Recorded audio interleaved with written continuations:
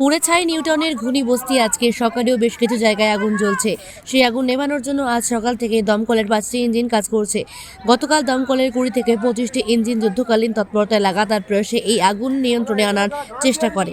আগুন নিভলেও বেশ কিছু জায়গায় পকেট ফায়ার রয়েছে এবং কিছুটা কুলিং ডাউন প্রসেসের জন্য আজকে সকালে দমকলের 5টি ইঞ্জিন কাজ করছে। স্থানীয়রা যেমনটা বলছে, গতকাল সন্ধ্যে 6:30 নাগাদ এখানে আগুন লাগে।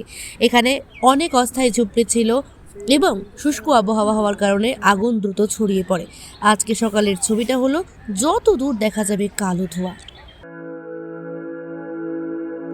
আপনি কি জটিল কিছু সমস্যায় ভুগছেন? সমাধান পেতে চান? যোগাযোগ করুন প্রখ্যাত জ্যোতিষ ও তান্ত্রিক মনসারাম ভট্টাচার্যের কন্যা মনসা কন্যার সাথে। প্রখ্যাত জ্যোতিষ ও তান্ত্রিক মনসা কন্যা হাওড়া জানবাড়ি ও হাতিবাগানের নিজস্ব মন্দিরেও বসেন। যোগাযোগ 9830106967 আর 9239655323।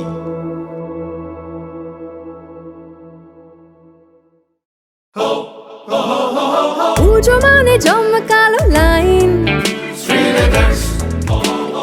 Dropbox লোফালুফি আইন, পেপারের ক্যাটালগে আঁকা, বাঙালির ইমোশনে মাখা। এ ভরসা কি উপায়, জার্নি পায়ে পায় পৌঁছে দেবে ঠিক ডেস্টিনেশন।